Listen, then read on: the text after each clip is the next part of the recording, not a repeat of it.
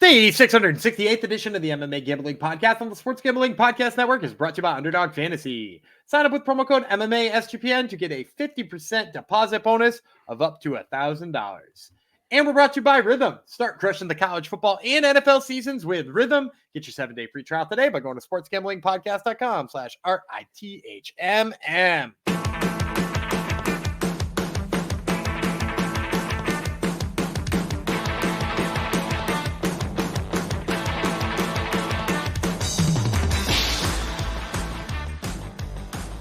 Heidi ho, degenerinos. Welcome to episode 668 of the MMA Gambling Podcast on the Sports Gambling Podcast Network, dedicated to Dread Pirate Lars 666, one of the best names in our Discord.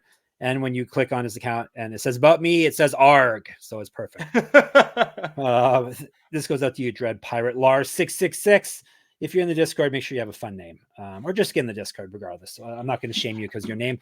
I am currently in the Discord. I am the Cowboy Gentleman, aka Taco Fox, aka Jeff Chalks, aka Jeff Fox, and welcome to episode 668 of the MMA Gambling Podcast, which is all about UFC 307. Yesterday, it was all about the prelim fights. Gummy and I on the same page, and then he pulled a swerve. He swerved me with one of the fights. Had some insider info. So make sure if you haven't already listened to that, you can be involved in this insider trading that's going on here. Today is all about the main card and our fancy dancy place. So and a pretty solid main card. Not a lot of a fat on this here main card of the pay-per-view, which is not always the case in modern day UFC, but they're bringing it this weekend to the good people in Salt Lake City. Maybe because their basketball team is on the decline and on the rebound. Maybe that's why. Rebuild. Let's bring in a co-host of mine who's going to break down this here fight card. The only co-host of mine would be Daniel Gumby Vreeland. Hello. They got a hockey team now. That's true. A hockey club, you mean? Yeah. What a bummer it is that they're just not going to name it. Like, hey, we're gonna pretend we're a soccer team. Do you know what they're going to do for a year? They're going to do that so they sell the merch twice. Yes. You know, like, I think they're staying there. I was thinking it was just a temporary. No, I should know this because I'm in They're Canada. staying there, and there's like a naming contest like ongoing. Yeah. It like does seem like what did I see was probably gonna Yetis was probably gonna win. Yeah, Salt Lake City Kraken, Yetis. Yetis, whatever. Yeah, but yeah, you already got a mythological character in the Pacific Northwest, and then you got the Avalanche who have a Yeti foot on their shoulder right next door. It's like not the best choice. But with that being said, happens when people vote on things like Bodie McBoatface. They should be called. Yeah, Bodie McBoatface did. Remember that? Yeah. Amazing. If you don't know what Bodie McBoatface is, I highly suggest Wikipedia's probably got the story. Just go get the Spark Notes version of it. Yep. Because it's pretty funny about what happens when people vote on things. Exactly. Do you know what that vote wound up being named instead of Bodie McBoatface? No, they didn't name it that. That's a cop out. They named its like little dinghy that goes next to it Bodie McBoatface to pacify the people, but the boat itself is named the David Attenborough. Who's David? He's a politician. Is that right? No, he's the nature voice guy. Oh yeah, okay, yeah. Yeah, chimps often use sticks as crude too. Yeah, that guy. Oh, listen to this guy. Listen to Gumby. Gumby's a nature boy of the hills of Massachusetts. So you're along the same realm as this gentleman. Maybe a boat will be named after you someday. The Gumby Vreeland. Maybe. Yes, Gumby Vreeland. There's a title for the episode. I've come up with one already. Pretty solid fight card though, right? Main card. Yes, it's good tangent there, but yes, it's a good fight card. People get angry if we revert back to our old ways here, right? The timestamps are in the YouTube video. Just click to what you want to watch. What do you call this part? It just says intro. Preamble? Yeah, it says intro. Nonsense. Yeah. Call back to the olden days when we used to do episodes with no topics. We would just do an episode. That was always fun. But now there's always MMA to cover. Plus, we found out Gumby has the secret power of being really good at gambling on regional MMA. So that helps, right? That doesn't hurt. Yeah. So solid fight card. We're going to jump into it right now. Like I said, prelims are yesterday. That's another solid. So Stephen Thompson's on the prelims. So like, what more do you need to know about that? So we're once again going back to the Delta Center in Salt Lake City for UFC 307. We're on the main card portion, pay-per-view portion. 10 p.m. Eastern would be the start time. Give you all the winning picks after I actually tell you about. I joke around a lot, but this is something important. We are helping out all the people devastated by Hurricane Helene. I'm saying that right? It's not Helen, it's Helene. I believe it's Helene. I always feel like I'm mispronouncing things. I don't want to mispronounce important things. Hurricane Helene has been devastating to the people of Western North Carolina SGPN is teaming up with the local charity mountainprojects.org to help give back. Biggest donation will get a guest spot on the CFB Picks show and a ton of gear. Go to mountainprojects.org and hit flood support. Help out today. Thank you from all us degens here at SGPN. And speaking of SGPN, we have, you probably know this, but SGPN has the most degen pregame shows in the world. Saturday, the College Experience YouTube is live starting at 11 a.m. Eastern. For the NFL, the Propcast kicks off at 11 a.m. Sunday, followed by SGP at noon Eastern. Last second bets, the gem parlays, your calls, and more. Check it out. All right, let's get into this here fight card. Give you people some winning picks. That's what you're here for. You're not here to talk about Yetis and all that nonsense. You're here to talk about winning picks. And we're going to start off with a middleweight fight. Roman Dolidze from Georgia versus Kevin Holland from the United States of America. 3 5-minute rounds. I'm going to tell you about Dolidze first. The Caucasian, 13-3, 7 knockouts, 3 submissions. Never been finished in a fight. 7-3 in the UFC, 1-2 over his last 3. Did win his last fight against Anthony Smith, and boy, was he happy about that. Used to fight at light heavyweight, and that fight was at light heavyweight, and used to fight at heavyweight. Regional champion, grappling champion.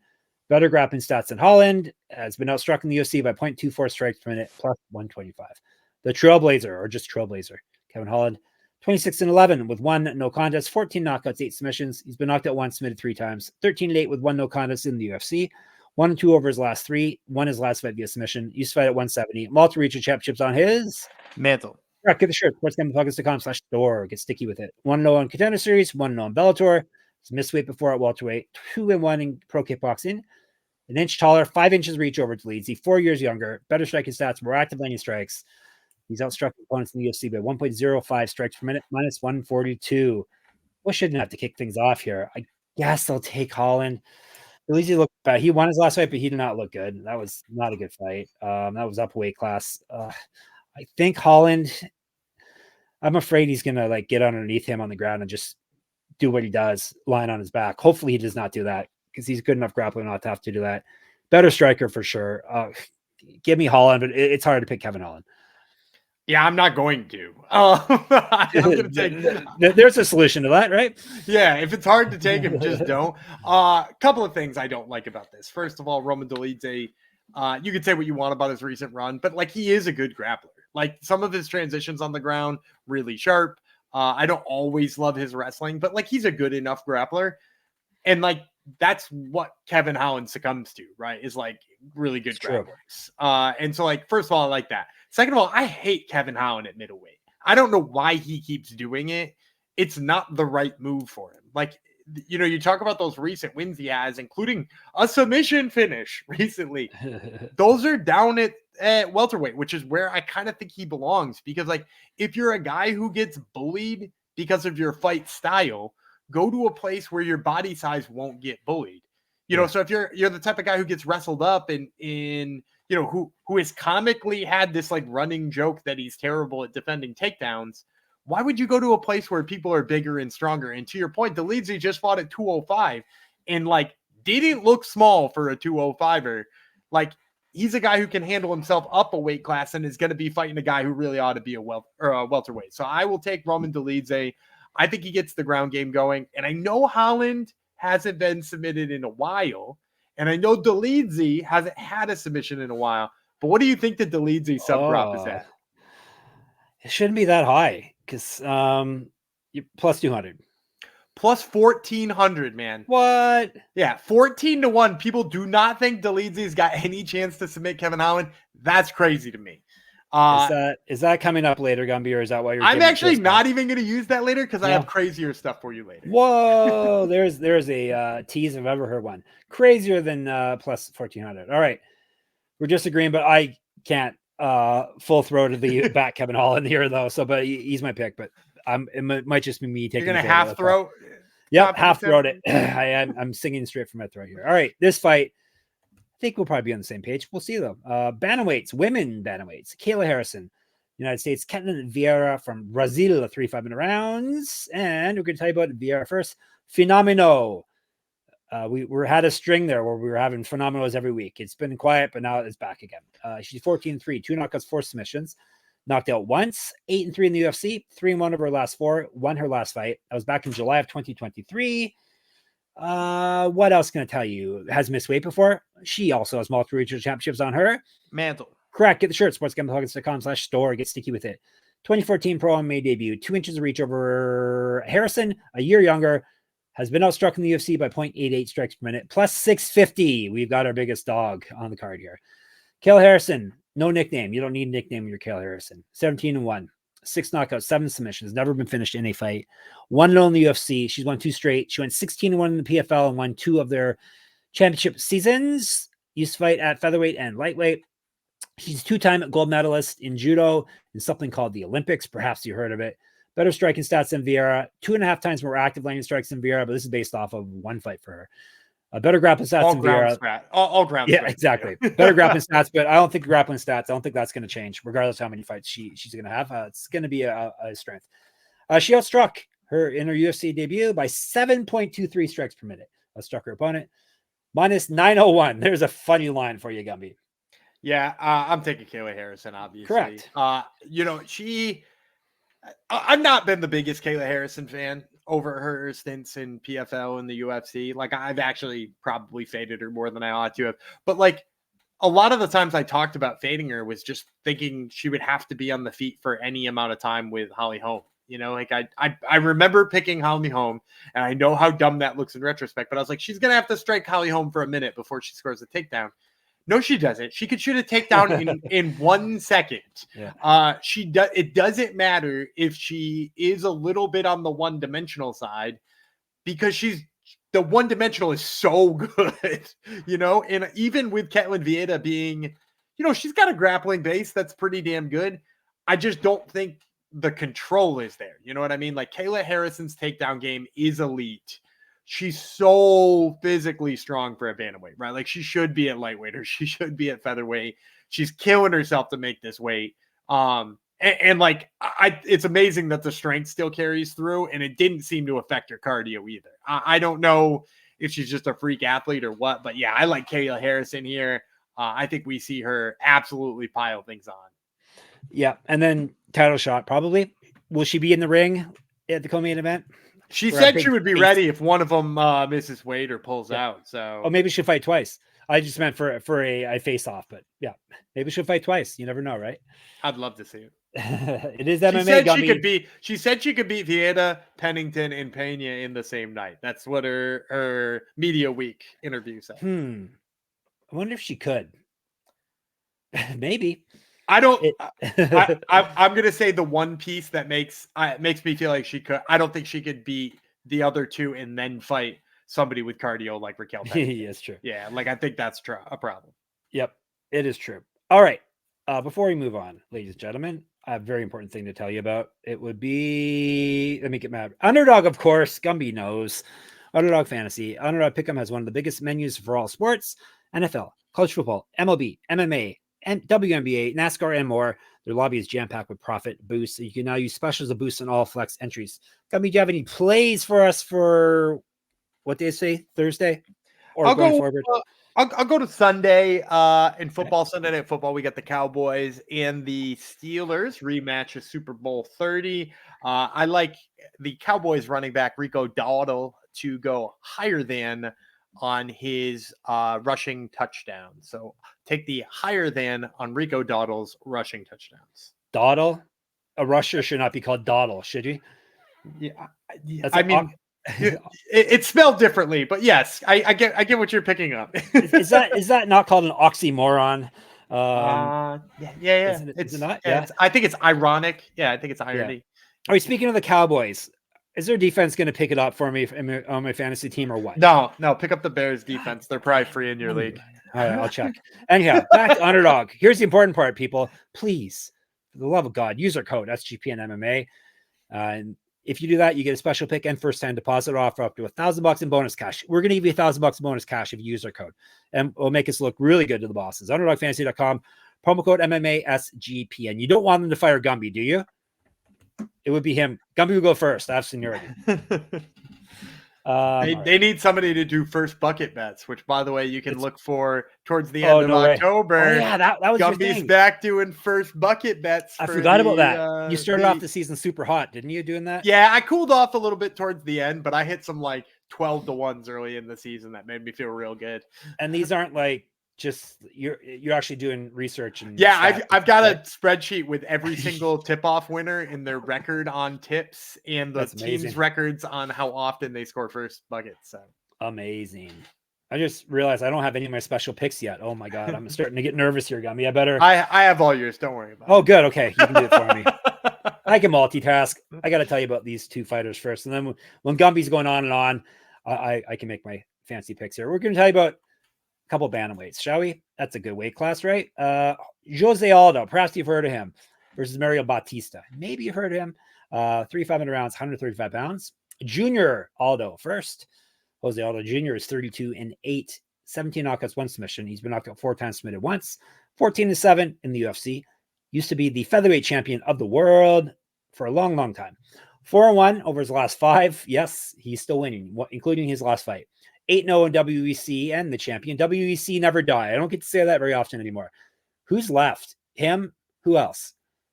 That's active, not Dominic Cruz, because he's not active. Clay Guida was in there, right? Or yeah, it's true. He fought like once or twice, right? Or no, he's Strikeforce. He's Strikeforce. Yeah, he's Strikeforce, right? He was in WEC. Let me think up, people. Yeah, let me think about my WEC guys. I know we got a referee in WEC.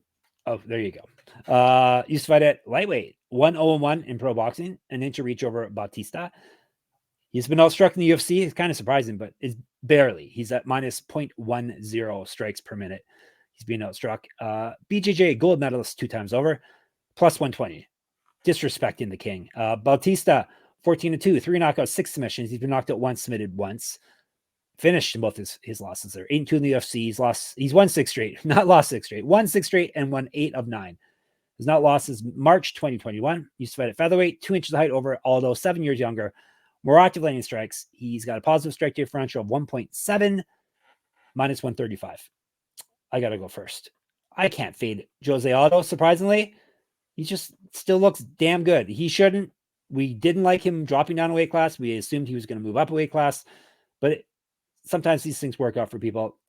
He seems to only going to get beat by the very, very, very top of the division still, unless things have changed. This is the last fight, which they could at this age. But I still think he's got what it takes to beat Bautista. Bautista's not really a world beater. Hasn't really beaten anyone super, super good. I think José Aldo's got another W in him. So give me him a dog money plus 120. First of all, I don't know how we didn't come up with Dustin Poirier. He was in WEC. Yeah, I never think of him in. I don't know. I think it's because I sometimes forget that the 55ers were in WEC. Yeah, that doesn't really count. I'm going Aldo too. I couldn't believe it. But I'm going José Aldo too. I think for me, like you said, I think what you look at with Mario Bautista's record, like, yeah, he's looked really good against like Benito Lopez, no shade on Benito Lopez, but like, that's the level of guy Bautista's out there beating. And like, he did beat Ricky Simone, but like Ricky Simone is kind of a one-dimensional, at least at this stage. He seems to have dialed back a little bit, and he's kind of more one-dimensional. And like, if he can get his wrestling going, great. But if not, he's going to be a little bit slower on the feet. And like, that was it.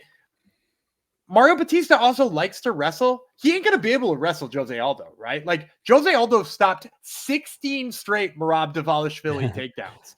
You mentioned he's 4-1 in his last 5. The loss is Merab Dvalishvili after he stuffed all the takedowns, but just kind of like tired and got outworked in a whole bunch of clinch positions.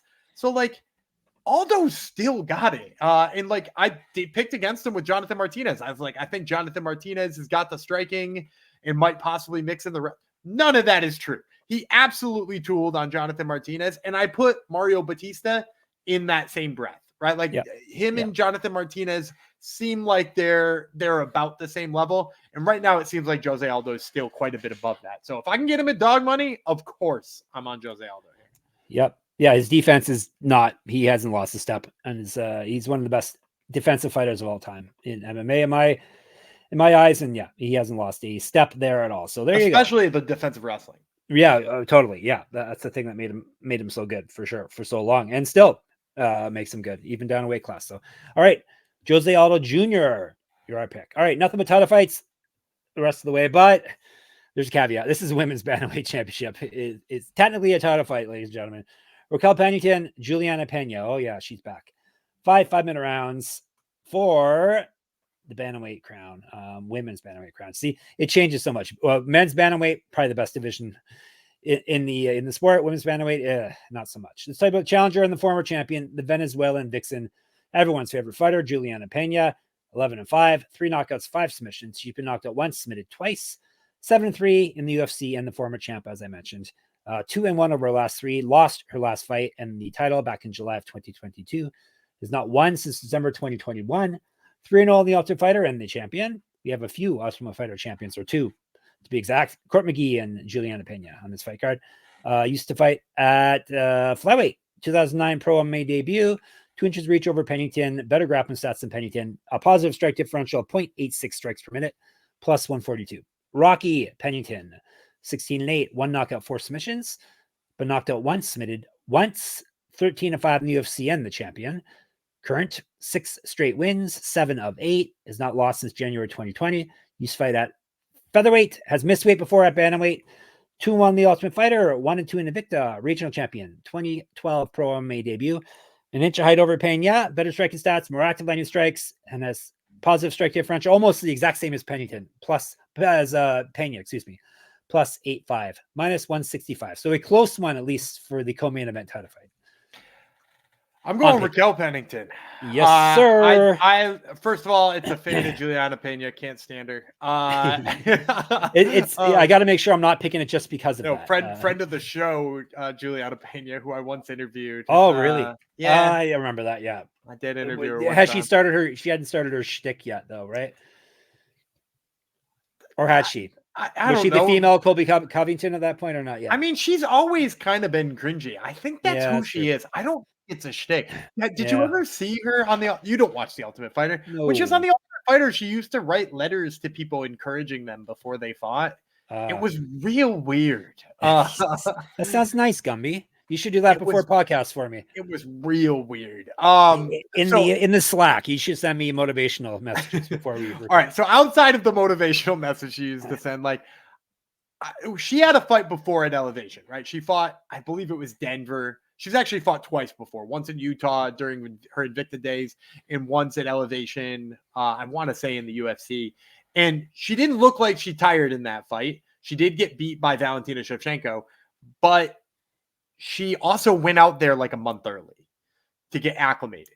She's now said she doesn't need to do that anymore at this stage in her career. Do you know how dumb that I forgot all about that. Yeah. Do you know how dumb that sounds to say? She says if you're in shape, you're in shape. So yeah. Yeah, that's not true. The air's different. It's literally different air.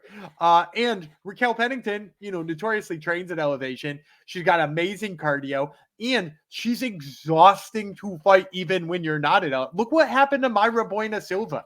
Mayra Bueno Silva looked exhausted in that fight, and she's like not known for having bad cardio, but Pennington just drained every last bit of energy out of her. And like, she has that style that I think can just like lean on Peña and zap her. Also, her boxing looked really good in her last fight, right? Like, she is going to be the better boxer in this fight. Am I wrong about that? Right? Peña's looked really good in her last fight. No, it looks so bad. You see all that air she was hitting? She was destroying the air molecules. And the time away, too. Let's also just add the time away, right? Because she hasn't fought since then because she thinks she's, like, deserved some extra shot after getting tooled on in her last fight. I think the boxing, the layoff, the elevation, you got to go Raquel Pennington. Yeah, I'm in on all of that as well. Raquel Pennington, she's a tough out, especially if you're not going to properly prepare for it.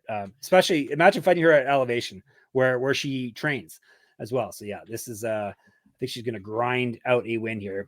I was going to say it may not be pretty. It will not be pretty unless we get to see.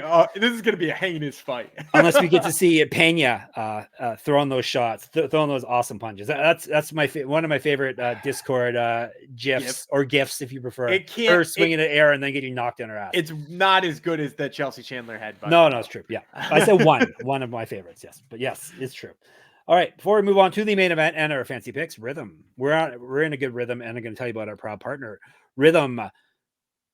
SGPN's proud partner Rhythm is the #1 AI-powered sports betting platform that helps provide bettors of all levels the ability to build custom predictive betting models in seconds, get predictions for betting on moneyline spreads, totals, and props.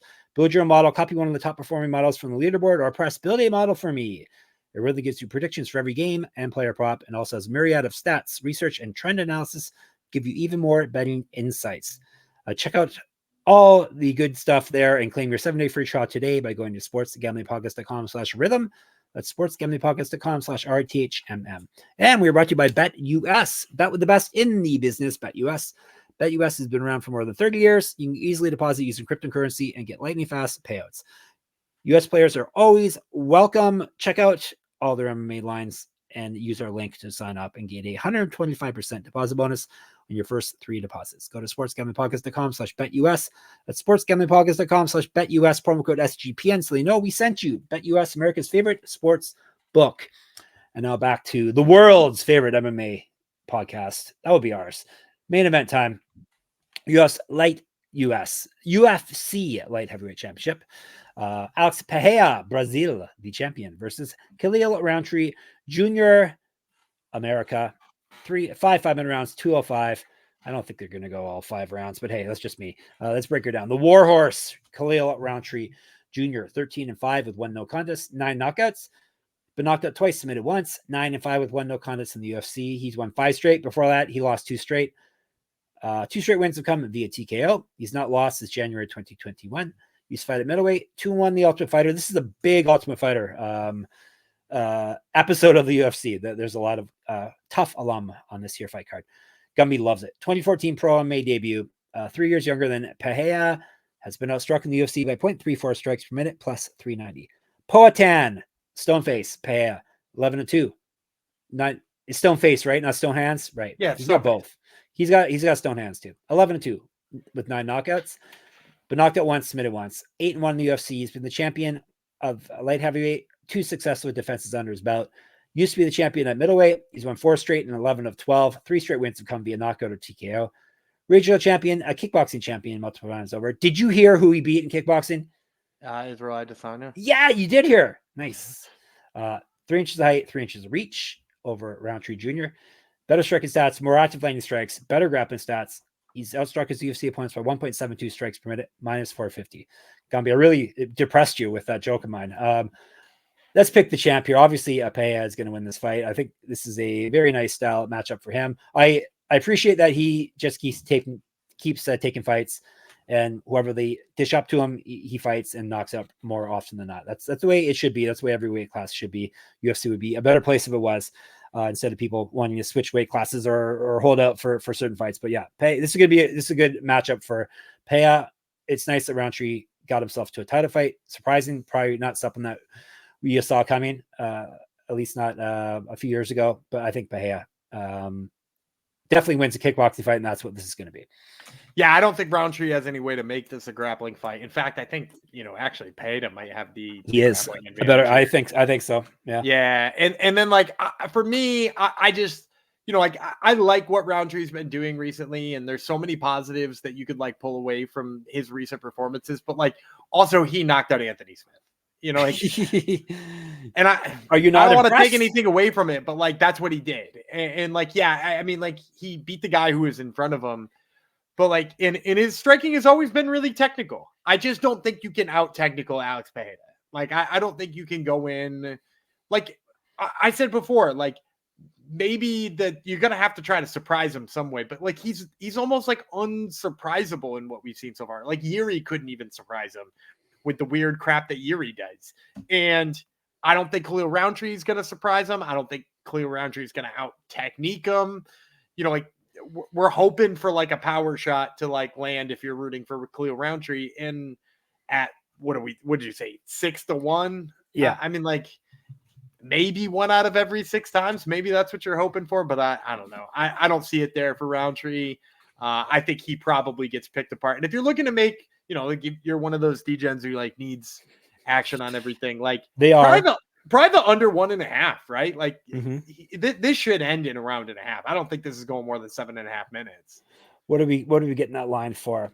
Do you have that off? Yeah, I think I saw it was plus. It was plus, if I'm remembering correctly, plus 140. Under 1.5, 105. So maybe. Okay, so that's gotten moved a little bit. Yeah. But I still like that. I still think if you're looking for Peña to win, that's probably how. Yep. All right. Let's recap and give you our fantasy plays here. both in on Peña, both in on Pennington, both in on Aldo, both in on Harrison. He likes Dolidze, I like Holland. So one different, just like last episode. So a lot different than last week. Last week was we were all over the map with our picks. No agreement. We're back on track again here.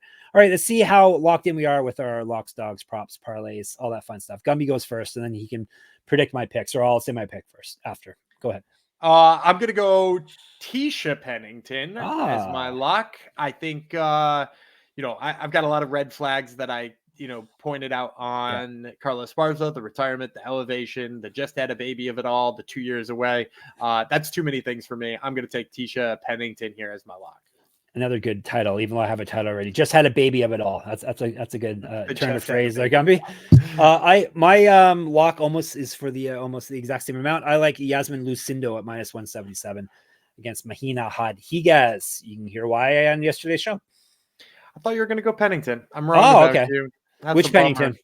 I thought you were going to go Rocky. Yeah. No, that's a good. Actually, wait. Just wait. Oh. Yeah. Oh, that might be mine too. We might be. Nice. Yeah, I'm interested. I'm gonna go for my dog of the week. I'm gonna take Roman Dolidze. I like his chances to outgrapple Kevin Holland, and I'm gonna use this as one more time to stake my claim at him at 16-1 to submit Kevin Holland. All right, Dolidze is the pick. Aldo is my lock. My dog. Did you have that? Yeah, I had that. It's even already written down. I don't even have to write it down. +120. All right, I told you I was going to give you one better than 16-1. I'm going to go with Raquel Pennington in the main event. And I'm going to take her by TKO. I'm going to take her by TKO because I believe the way that she will wear down Julianna Peña, she will just zap her of all of her energy, as will the thinner air, which does matter. And then come round 4, we'll get her pouring it on standing TKO, or maybe she'll take her down and put her in mount and get the ref to come in and stop. What do you think I can get Raquel Pennington to pick up a TKO victory at? Oh, that's a ridiculous line. +450. +2,000. It is what? 20. Oh yeah, you told me. I should have guessed that. You told me it was gonna be crazy. 20-1 that she will win by knockout. And like, it's not a crazy pick, right? Like, the energy zap is real, and like, she could totally pour it on. She's a better boxer. Yeah. I'm going Rocky TKO 20-1. All right, 20-1. I have Pennington as well, but via decision, which I think is more likely. +110. Boring, right? All right, Tisha Pennington.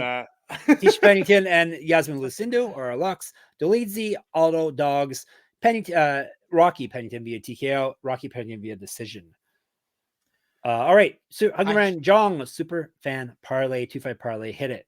For that, I should have just done the Dolidze submission and the Pennington KO. I'm gonna get the parlay calculator out. That would have given you 356-1. that's all right. That's usually around where you try to make us land. So. No, I'm gonna go to a 10-1 here. Just barely 10-1. I'm playing this one a little more safe. I'll take Kayla Harrison's submission line. Despite the fact that Ketlen Vieira is not bad on the ground, I think the grappling advantage is going to be there. She's +350 to get a sub. And I'm going to pair that together. I mentioned on yesterday's show, I think Joaquin Buckley wins a boring one. Joaquin Buckley by decisions +150. You put those two together and you're going to get +1025. Yeah, I was thinking about taking Buckley as my as my prop, but it wasn't. Well, I don't know. I like the Pennington one better, I guess. For some reason, Harrison sub, Buckley decision. You shouldn't, because she's going to get a TKO. Yeah, maybe. All right, you're all set, ladies and gentlemen. Come discuss it in the Discord with the sportsgamblingpodcast.com/Discord or on YouTube in the comments. Comments are always open. MMA Gambling Podcast obviously is our name on YouTube. Without the obviously, take the obviously part out. Where else? Twitter, SGPN MMA. Gumby runs that. He's Gumby Vreeland. I'm Jeff Fox Writer there and on Instagram. Hit up my Substack. Enter it now. We're giving you all the winning picks. You can win my pick'em contest this week. You can enter it for free at moneymma.substack.com. Check out the other great articles I have on there and number crunches and gambling stats and all that good stuff. Gumby has another podcast. I know, it's shocking. Top Turtle MMA podcast. He's got Austin Hubbard. He's got Court McGee. Is that right this week? That's right. Yes, Crusher and the Thud. As I'm losing my voice. 1 sec. There you go. How's that? I turned away from the mic at the very least. All right, let's get out of here. We can also be found at sportsgamblingpodcast.com, sportsgamblingpodcast.com/store, so you can look cool, and sportsgamblingpodcast.com/Patreon, so you can get some bonus content. Back tomorrow with Contender Series. Gumby's going to bid you farewell. All right, I'm Data Gumby Freeland. He's the Caucasian Jeff Fox, and we will see you tomorrow.